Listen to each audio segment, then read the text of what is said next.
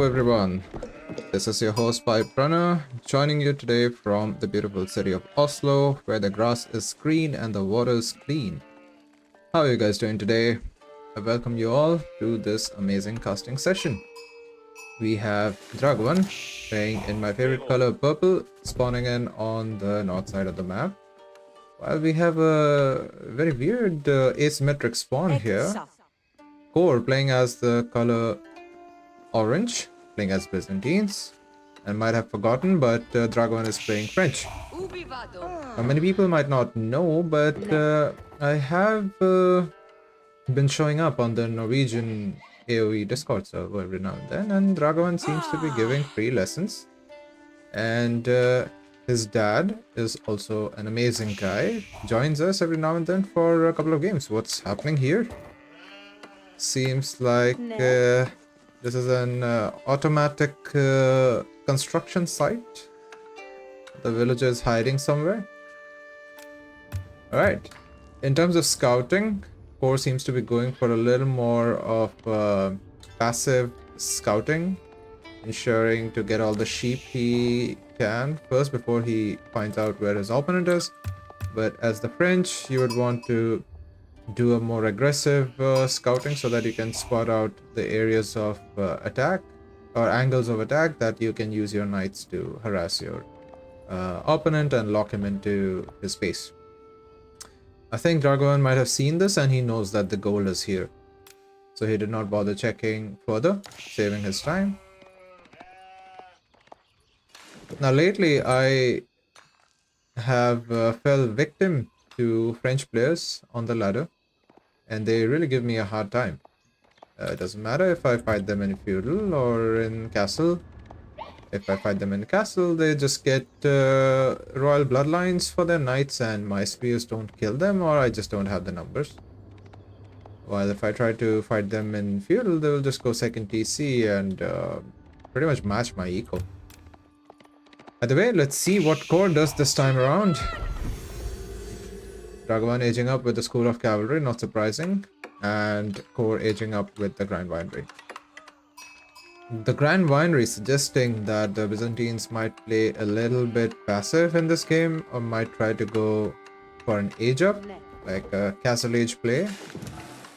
And Dragevann might see that eventually and might choose to push them in feudal and force them to fight in feudal. Because as the French, you're pretty much happy fighting in feudal because your enemy is busy defending their base and you can go all out on the map, getting resources that have faster gathering rate, for example deer, the boar, and also the fact that in Golden Pit, like one of the many qualms of people is the fact that you have I believe 2 gold spawns, 2 gold veins, the small ones close to your base, and everything else is in the middle. So if you don't go out on the map, I mean, even if you castle, there has to be perfect timing in terms of going out of the map, which if you miss, you'll be locked out of gold. And if the French gets hold of all this gold, I mean, you'll have a very hard time.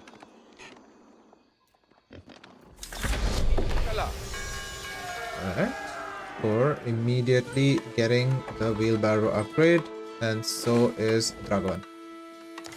Pretty interesting, it seems like both of them clicked the upgrade at the same time.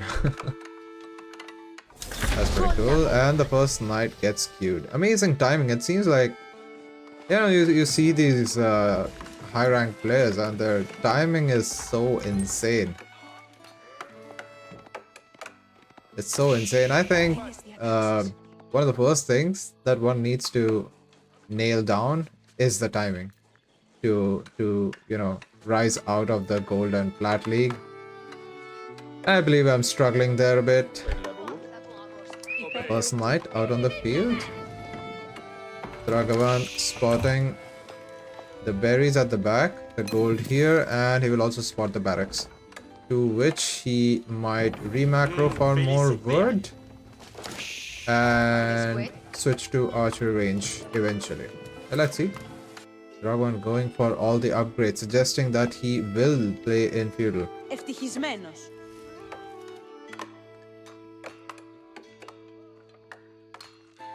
We have the first spear coming in, or rather the limit nigh. And as the Byzantine player, when you're up against very aggressive civs like the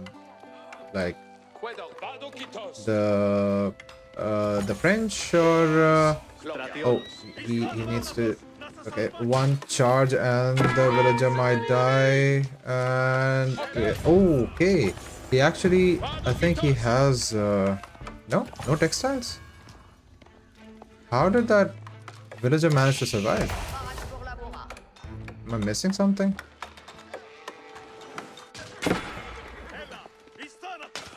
That's pretty interesting. That should not have happened.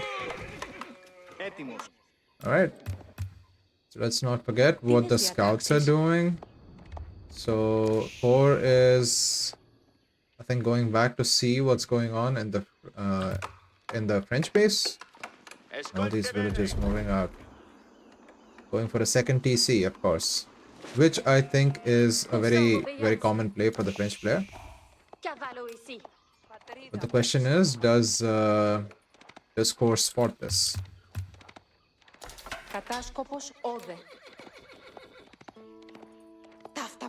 In terms of units, I think the first clutch of longbows should be out soon, making use of the olive oil that he has managed to gather from the Grand Winery and the berries, working together in tandem. For spotting that there's just one villager on berry. I mean, he might suspect that something's going on. He might also realize that there's a boar outside on the map, so this might be the best position for the French player to go out with a second TC. So what does Byzantine do in response? Abu Gastrel Bora, we have our longbows on the field. And we have 6 spears. 2 in queue. Adding more farms slowly. In terms of count, we have 10, 16, 2 for the Byzantine player. It seems like a standard opening that I've seen, at least from Beastie, where you put 10 wills on wood and slowly put down farms. And now CoReW spots the TC. The French player realizing that Byzantine has found their second base, goes for a preemptive wall, even though Byzantine does not really have any cavalry out there to harass them, but you know, you can never be too careful. Better safe than sorry.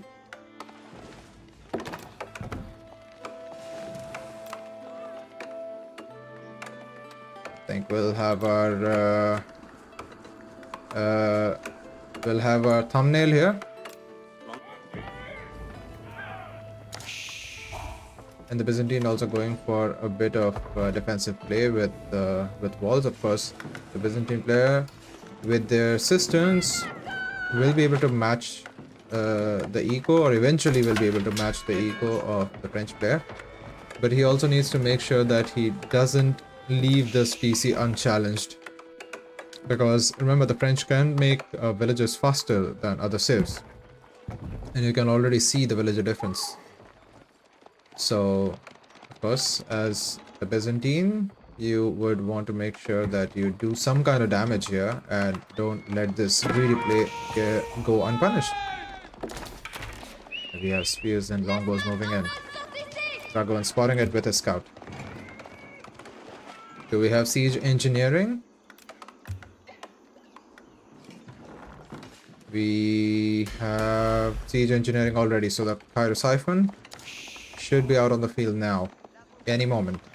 200 wood. Or perhaps not. We don't have ranged armor though. And the archers are already here. And the tower is going up. What an amazing micro here. CoReW, realizing that Dragevann is making a tower, immediately pulls his longbows to shoot down the villagers building the tower. Insane map sense, you know, like they're always aware, they're always paying attention. A bit of bit of a weird walling here. I guess Byzantine wants to make sure that there are no raids coming from the home base. So they've completely walled this side off, which is nice. Now we also see a couple of horsemen on the field. We have +1 range attack, but no +1 range defense, which is coming through right now. In terms of upgrades, Dragevann has 15 archers. 15 archers. This battle here, this little skirmish here will decide the outcome of the game, I believe. If the second TC goes down, then the French player might be in a bit of a trouble because, well, the Byzantine eco is taking off, and the villager diff is what would have kept the French player in the game. Seems like Dragevann is not challenging the Cyrosiphons, and he will move back his builds. Now taking the fight.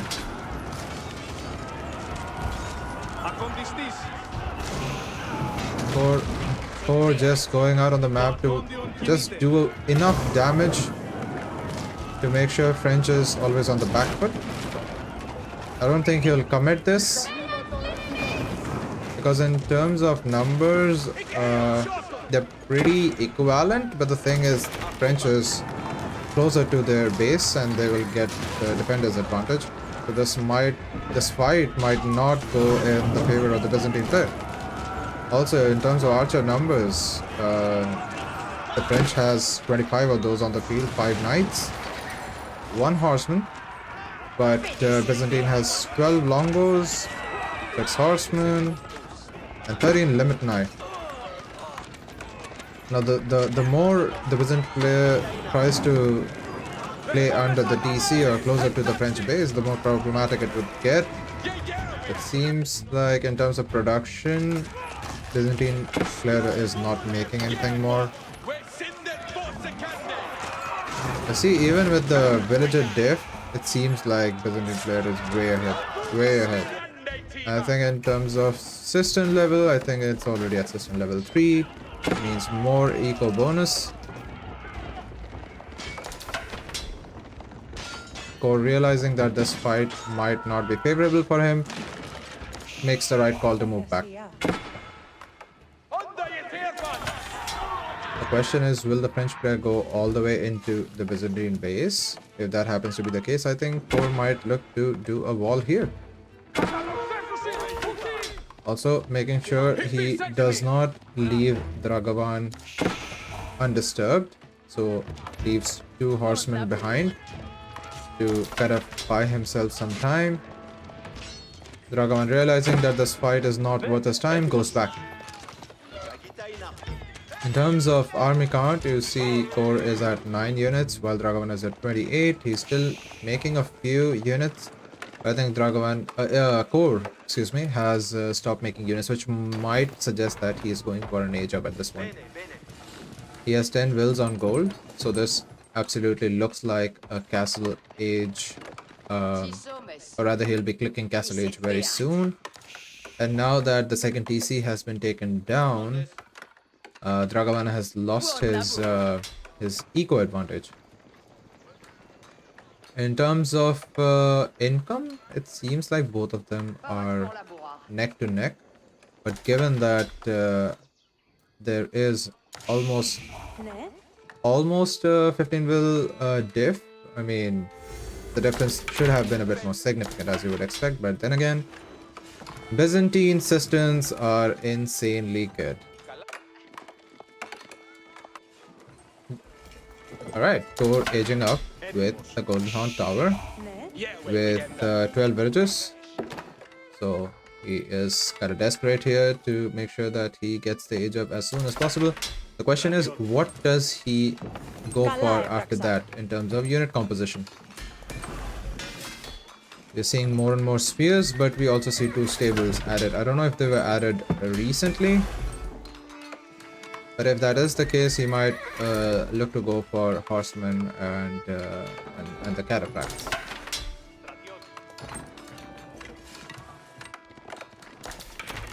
Now, in terms of military count, I mean, Dragevann should be taken a bit more seriously here. I mean, 46. I don't know what the scouts are doing at this point. Let's see. Dragevann checking to see if there is anything else to be found. While on the other hand, it seems like CoReW does not have a scout alive. That's okay. CoReW adding another cistern to boost his economy further. And now we see Cataphract joining the field.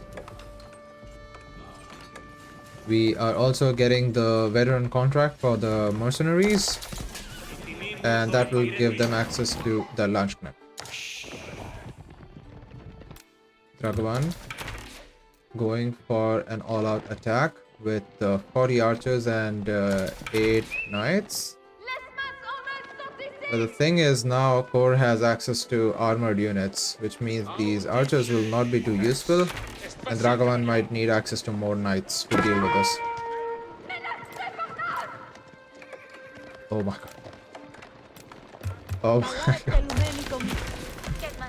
god. That is one lucky monk. That is one lucky monk. I mean, he must have been really disciplined with his prayers and everything. He must not have missed a single day of prayer.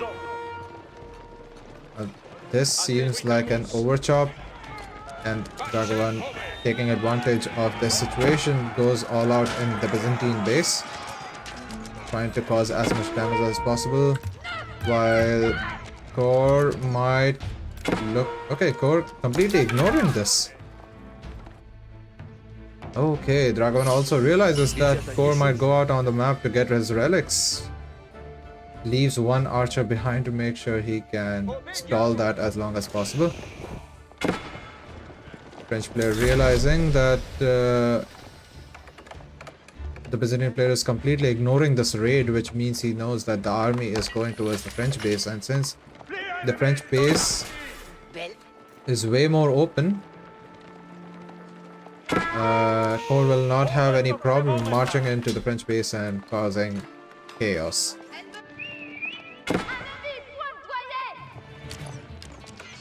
Dragevann upgrading his archers to veteran, and also upgrading his knights to veteran, something he will need to deal with this army.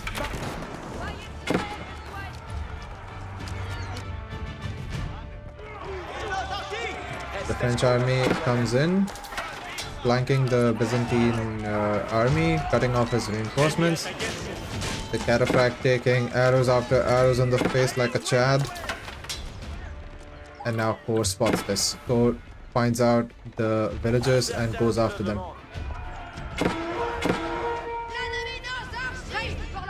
Cataphract here and there. Be eco-idling, like we have 6 wills here doing nothing.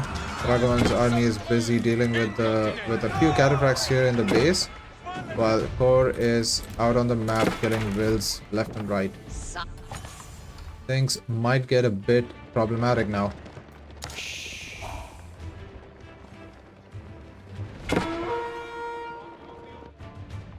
In terms of villager kills, CoReW is already at 13, while the French, or rather Dragevann, has only managed to kill 4. Which is quite concerning if you ask me. As the French player, you want to see double digits. At least double digits at this point of the game.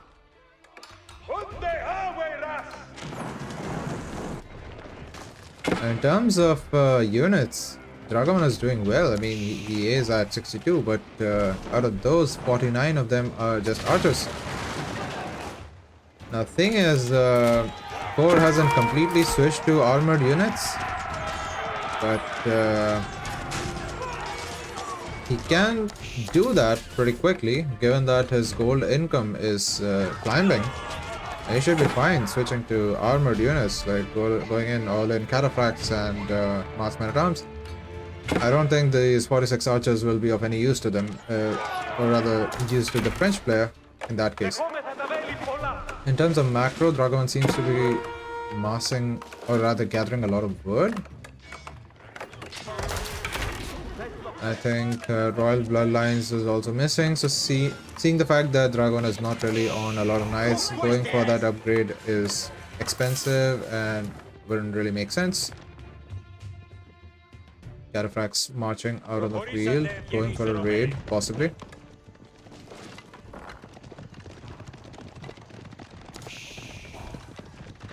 Let's see what CoReW sees.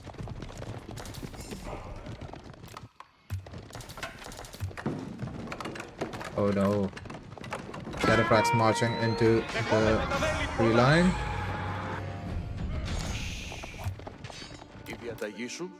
And CoReW has managed to pick up, I think, one relic already.